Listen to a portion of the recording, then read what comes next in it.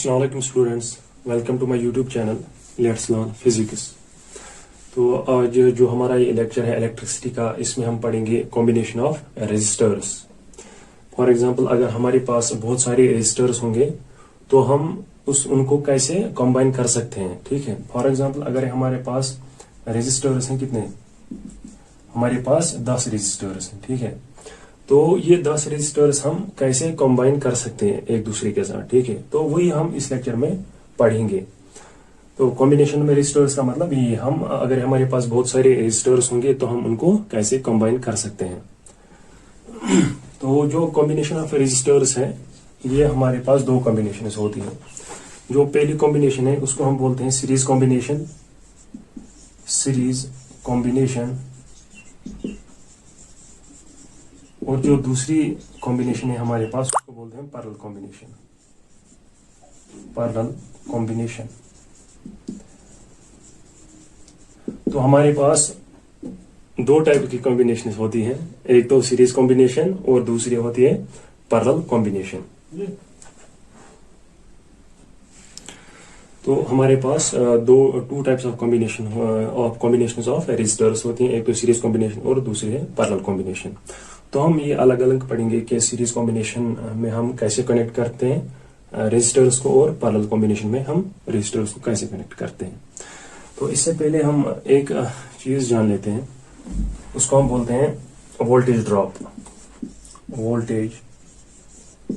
तो पहले हम देखेंगे वोल्टेज ड्रॉप होता क्या है। फॉर एग्जाम्पल, हमारे पास दो पॉइंट्स हैं, पॉइंट ए और दूसरा हमारे पास पॉइंट बी, और इन पॉइंट्स के बीच हमने कनेक्ट किया कोई रेजिस्टर, इसकी रेजिस्टेंस है आर। हमारे पास दो पॉइंट्स है, पॉइंट ए और पॉइंट बी, और इनके दरमियान हमने एक रेजिस्टर को कनेक्ट किया जिसकी रेजिस्टेंस है आर। तो अब अगर हम इसको पोटेंशियल डिफरेंस देंगे, फॉर एग्जांपल या हम ऐसे कहेंगे, इस पॉइंट पे जो पॉइंट ए है इस पे अगर पोटेंशियल डिफरेंस है या इलेक्ट्रिक पोटेंशियल कितनी 10 वोल्ट, इस पे पोटेंशियल वोल्टेज है कितनी 10 वोल्ट, यहाँ पे वोल्टेज है। तो यहाँ पे क्या होगा, यहाँ पे फिर आगे है रेजिस्टर, या हम कहेंगे लोड है या रेजिस्टर है। ठीक है, तो यहाँ पे क्या हो जाएगा, यहाँ पे कुछ इलेक्ट्रिकल एनर्जी जो है वो कंज्यूम हो जाएगी यहाँ पे। तो यहाँ पे क्या हो जाएगा, यहाँ पे हो जाएगा वोल्टेज ड्रॉप, यानी कि वोल्टेज डिक्रीज हो जाएगी। ठीक है, यहाँ पे अगर फॉर एग्जाम्पल 10 वोल्ट है तो पॉइंट बी पे कितनी होगी, less than 10 volt. For example 8 volt भी हो सकती है, 7 वोल्ट भी हो सकती है, 9 वोल्ट भी हो सकती है। तो यहाँ पे क्या हुआ, यहाँ पे वोल्टेज होगी डिक्रीज, किसकी वजह से, इस रेजिस्टर की वजह से, या हम कहेंगे इस लोड की वजह से जो वोल्टेज है वो डिक्रीज हो गई। तो इसी को हम बोलते हैं वोल्टेज ड्रॉप, वोल्टेज का डिक्रीज होना, यानी कि वोल्टेज डिक्रीज होना, उसी को हम कहेंगे वोल्टेज ड्रॉप। फॉर एग्जाम्पल, अगर यहाँ पे क्या है 10 वोल्टेज है, 10 वोल्ट यहाँ पे पोटेंशियल डिफरेंस है 10 वोल्ट, और यहाँ पे फिर है कोई लोड, तो यहाँ पे क्या होगी वोल्टेज लेस देन 10 वोल्ट, 8 भी हो सकती है, 7 भी हो सकती है, 9 भी हो सकती है। तो इसको हम बोलते हैं वोल्टेज ड्रॉप, यानी कि वोल्टेज का डिक्रीज होना। तो अब हम पढ़ेंगे जो पहली कॉम्बिनेशन है सीरीज कॉम्बिनेशन।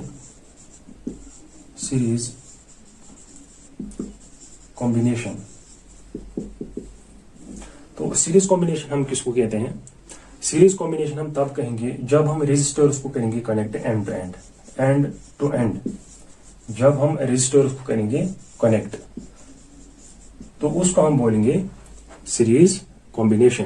फॉर एग्जाम्पल, अगर हमारे पास 3 रेजिस्टर्स हैं, ये है रेजिस्टर R1 और ये है रेजिस्टर R2 और ये हमारे पास रेजिस्टर R3, तो हम कैसे इनको सीरीज में कनेक्ट कर सकते हैं।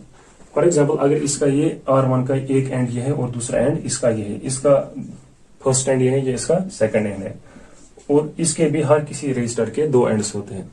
अगर हम इनको एंड टू एंड कनेक्ट करेंगे, यानी कि जो इसका सेकंड एंड है उसको कनेक्ट करेंगे इसके फर्स्ट एंड से, यानी कि इन दो को हम कनेक्ट करेंगे, और इसका जो सेकंड एंड है उसको कनेक्ट करेंगे R3 के फर्स्ट एंड के साथ। तो इसको हम कह सकते हैं एंड टू एंड कनेक्शन। तो हमें ये कनेक्शन जो हमारे पास आएगा वो ऐसा होगा सीरीज में। ठीक है, R1, R2 और R3, इसको हम कह सकते हैं सीरीज कॉम्बिनेशन। तो सीरीज कॉम्बिनेशन हम ये कहेंगे जब रेजिस्टर्स हम कनेक्ट करेंगे एंड टू एंड। ठीक है, तो अब अगर हम देखेंगे, ये थोड़ा सा कंफ्यूजिंग है क्योंकि यहाँ पे आपको लगेगा कि यहाँ पे एंड टू एंड कोई सर्किट क्या होता है, वो कॉम्प्लेक्स होता है, वो हम मतलब जज नहीं कर पाते हैं कि ये पैरेलल है कि सीरीज है, यहाँ पे एंड टू एंड ये कनेक्टेड है कि नहीं है, जो कॉम्प्लेक्स नेटवर्क्स होती हैं। तो इसलिए मैं आपको एक और क्राइटेरिया बताऊंगा जैसे हम जिसके लिए जब हम कह सकते हैं कि ये जो कनेक्शन है ये सीरीज है कि ये पैरेलल है। तो इसके लिए आपको याद रखना है, अगर करंट डिवाइड हो जाएगा, अगर करंट डिवाइड हो जाएगा, या हम कहेंगे अगर करंट डिवाइड नहीं हो जाएगा, तो उसको हम कहेंगे सीरीज कॉम्बिनेशन। और अगर करंट डिवाइड हो जाएगा तो हम कहेंगे वो होगा पैरेलल कॉम्बिनेशन। तो वो होगी क्या, पैरेलल कॉम्बिनेशन। तो इसका क्या मतलब है, करंट का डिवाइड होना। मैं आपको एक एग्जांपल के थ्रू समझाता हूं। फॉर एग्जांपल, ये एक वायर है और इसके थ्रू करंट फ्लो हो रहा है कितना, आई। इसके थ्रू करंट कितना फ्लो हो रहा है, आई। ये एक लाइन है हमारे पास जो आ रही है, इसके फ्लो करंट हो रहा है, इसके थ्रू करंट फ्लो हो रहा है कितना, आई। तो यहाँ पे क्या होता है, फॉर एग्जांपल अब यहाँ से इसके 3 ब्रांच निकले, क्या निकले, 3 ब्रांच। तो यहाँ पे क्या हुआ, यहाँ पे जो करंट ये डिवाइड हो गया, जो इसका इस करंट आई का, इसका एक पार्ट यहाँ की तरफ फ्लो हुआ, दूसरा पार्ट यहाँ की तरफ और तीसरा पार्ट यहाँ की तरफ, यानी कि I1, I2 और I3। तो यहाँ पे क्या हुआ, यहाँ पे करंट डिवाइड हो गया। ठीक है, अगर इसी तरह क्या डिवाइड हो जाएगा करंट, तब हम कहेंगे कि ये पैरेलल अरेंजमेंट है। अगर ये डिवाइड नहीं हो जाएगा, यानी कि फॉर एग्जांपल ये ऐसे ही चलता रहेगा, यहाँ पे इसके ब्रांचेस नहीं निकलेंगे, तब हम कहेंगे वो सीरीज अरेंजमेंट है। ठीक है, तो अब अगर आप इसको कंपेयर करेंगे इस अरेंजमेंट के साथ, तो फॉर एग्जांपल अगर यहां से करंट आ रहा है आई, यहां से करंट आ रहा है आई, तो यहाँ पे क्या होगा, करंट यहाँ पे सेम रहेगा क्योंकि स्ट्रेट लाइन है। ठीक है, यहाँ पे कोई ब्रांच नहीं निकल रहा है, इस जो यहाँ पे यहाँ से करंट आ रही है, तो ये डिवाइड नहीं हो रही यहाँ पे। तो ये क्या है, ये है सीरीज अरेंजमेंट, ये सीरीज कॉम्बिनेशन। तो होप आपको यहाँ पे समझ आया होगा। तो सीरीज कॉम्बिनेशन में क्या होता है, ये आपको याद रखने, करंट डिवाइड नहीं होता है। जो करंट इस पॉइंट पे होगा वही करंट हर किसी पॉइंट पे होगा, यानी कि across all the resistors the current will be same.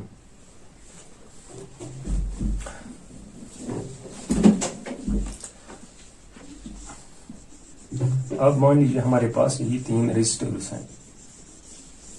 ठीक है, ये है R1, R2 और ये है R3, और यहाँ पे ये पॉइंट A और यहाँ पे पॉइंट B। अगर हम इन 3 रेजिस्टर्स को पोटेंशियल डिफरेंस देंगे V, यहाँ पे पॉजिटिव टर्मिनल है, यहाँ पे नेगेटिव टर्मिनल है। तो अगर हम A B के अक्रॉस देंगे पोटेंशियल डिफरेंस V, ठीक है, तो यहाँ पे क्या होगा, यहाँ पे फ्लो हो जाएगी करंट। जो करंट है ये रहेगी same across all the resistors, across all the 3 resistors current will remain same. लेकिन हो जाएगा क्या, यहाँ पे हो जाएगा वोल्टेज ड्रॉप। फॉर एग्जांपल अगर यहाँ पे है वोल्टेज V, क्योंकि यहाँ से यहाँ तक कोई लोड नहीं है, तो यहाँ पे जो जितनी वोल्टेज यहाँ पे होगी उतनी वोल्टेज पॉइंट A पे भी होगी। लेकिन अगर हम यहाँ पे देखेंगे इस पॉइंट पे क्या होगा, वोल्टेज यहाँ पे डिक्रीज हो जाएगी, क्योंकि यहाँ पे लोड है, तो यहाँ पे हो जाएगा वोल्टेज ड्रॉप। ठीक है, तो अब अगर हम देखेंगे अक्रॉस रेजिस्टर R1, इसके अक्रॉस है वोल्टेज V1, और जो ये रेजिस्टर है R2, इसके अक्रॉस है वोल्टेज V2, क्योंकि यहाँ पे वोल्टेज चेंज हो जाएगी, चेंज। तो यहाँ पे जो अक्रॉस रेजिस्टर R3, यहाँ पे वोल्टेज आएगी V3। ठीक है, क्योंकि जो यहाँ पे सिर्फ करंट क्या रहेगी, करंट रहेगी सेम, लेकिन वोल्टेज होगी different across all the 3 resistors, क्योंकि यहाँ पे लोड है। जितनी वोल्टेज यहाँ पे होगी उतनी वोल्टेज यहाँ पे नहीं होगी, वो हो जाएगी डिक्रीज, और यहाँ पे भी हो जाएगी डिक्रीज। तो मान लीजिए यहाँ पे वोल्टेज है V1 और यहाँ पे है वोल्टेज V2 और यहाँ पे है वोल्टेज V3। तो अब अगर हम देखेंगे जो एक टोटल वोल्टेज है वो किसके बराबर होगी, वो होगी V1 plus V2 plus V3। जब हम इन 3 को ऐड करेंगे तो वो किसके बराबर आएगी, इस V के बराबर। फॉर एग्जांपल मान लीजिए ये वोल्टेज है बराबर 10 वोल्ट्स के बराबर। अब यहाँ पे वोल्टेज कितने है, पॉइंट ए पे है 10 वोल्ट। अब यहाँ पे अगर फॉर एग्जांपल डिक्रीज हो गई वोल्टेज, ठीक है, यहाँ पे रही 7 वोल्ट्स, 3 वोल्ट्स क्या हुई डिक्रीज, तो यहाँ पे आई फॉर एग्जांपल फिर 5 वोल्ट्स, तो यहाँ पे भी हो जाएगी decrease due to this R, और यहाँ पे भी वोल्टेज हो जाएगी डिक्रीज, यहाँ पे मान लीजिए यहाँ पे है 3 वोल्ट। तो अब अगर हम यहाँ पे वोल्टेज ड्रॉप देखेंगे तो जो वोल्टेज ड्रॉपर्स यहाँ पे होंगे V1, V2 और V3 वो किसके बराबर होंगे, वो होंगे 10 वोल्ट्स के बराबर, ठीक है। तो इसी तरह यहाँ पे क्या होगा, जो यहाँ पे टोटल वोल्टेज है V1 plus V2 plus V3 वो किसके बराबर आएगी, टोटल V के बराबर, ठीक है।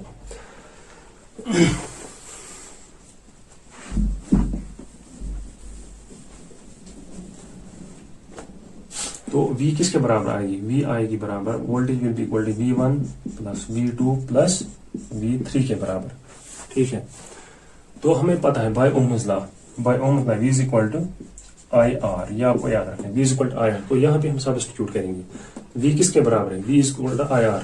अब अगर हम V1 का वैल्यू निकालेंगे, V1 किसके बराबर आएगी, V1 will be equal to I into R1, क्योंकि वो V1 किसके अक्रॉस वोल्टेज है, V1 is voltage across R1।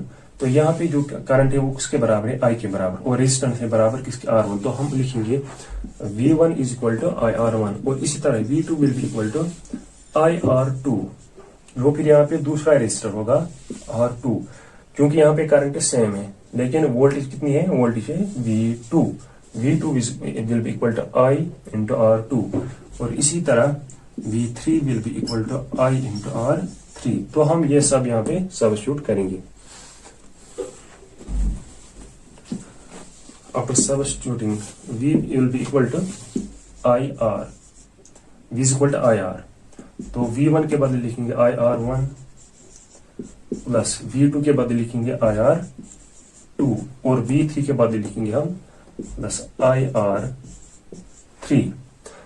तो IR will be equal to, यहाँ पे कॉमन निकालेंगे हम I, क्योंकि यहाँ पे भी इस टर्म में भी I है, इसमें भी I, इसमें भी I, तो I निकालेंगे हम कॉमन, अंदर क्या रहेगा R1 plus R2 plus R3।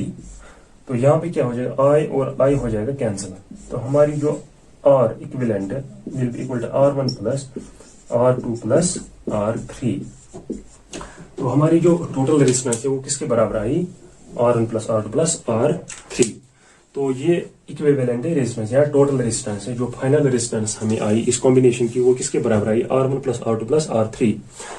तो अब यहाँ पे हम देखेंगे जो हमारे पास कितने रेजिस्टर्स थे, 3 रेजिस्टर्स R1, R2 और R3, R1, R2, R3। तो अब अगर हमें इन तीनों की टोटल रेजिस्टेंस निकालनी होगी तो हम सिंपली क्या करेंगे, ऐड करेंगे, R will be equal to R1 plus R2 plus R3, ये होती है इक्विवेलेंट रेजिस्टेंस या फाइनल रेजिस्टेंस। तो फॉर एग्जांपल अब अगर हमारे पास 10 रेजिस्टर्स होंगे सीरीज में, ऐसे 10 रेजिस्टर्स, तो वहां पे क्या हम लिखेंगे, R will be equal to R1 plus R2 plus up to dash R10। तो हम सीधे करेंगे उनको ऐड।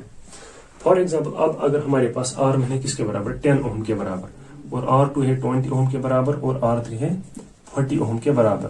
तो अब आप हम निकालेंगे टोटल रेजिस्टेंस। तो total resistance will be equal to R is equal to R1 plus R2 plus R3।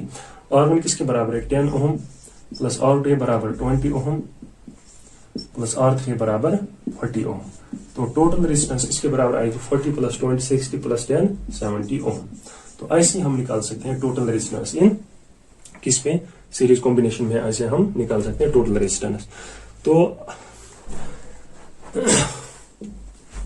For example अब अगर हमारे पास n रेजिस्टर्स है, अब अगर हमारे पास है n रेजिस्टर्स है, यानी कि फॉर एग्जांपल अगर हमारे पास एक कॉम्बिनेशन है उसमें जो रेजिस्टर्स हैं वो कितने n, तो वहां पे जो टोटल रेजिस्टेंस है वो आएगी बराबर किसके, और equivalent, EQ stands for equivalent, यानी कि NR, तो वो आ जाएगी NR। तो यहाँ पे क्या है, यहाँ पे हर कोई रेजिस्टेंस जो है उसका वैल्यू सेम होगा। फॉर एग्जांपल अगर ये भी 10 ओम है, ये भी 10 ओम है और ये भी 10 ओम है, 3 रेजिस्टर्स है हमारे पास, 10 ओम 10 ओम और 10 ओम, हर किसी रेजिस्टर की रेजिस्टेंस है सेम। तो यहाँ पे total resistance will be equal to 10 plus 10 plus 10 वो आएगी 30 ओम के बराबर। या हम ऐसे भी लिख सकते हैं, कितने रेजिस्टर्स है हमारे पास, 1 2 3, तो हम लिखेंगे 3 और रेजिस्टेंस का वैल्यू क्या है, एक का 10, तो 3 10 आर 30 ओम, ऐसे भी हम निकाल सकते हैं। तो आप ये याद रखना है, R is equal to N R, R equivalent is equal to N R. तो ये फॉर्मूला तब एप्लीकेबल है जब हमारे पास जो रेजिस्टर्स होंगे उनकी जो रेजिस्टेंस होगी वो होगी सेम। तो R equivalent will be equal to N times R. तो ये थी कौन सी कॉम्बिनेशन, सीरीज कॉम्बिनेशन। इसके बाद जो दूसरी कॉम्बिनेशन है वो है पैरेलल कॉम्बिनेशन।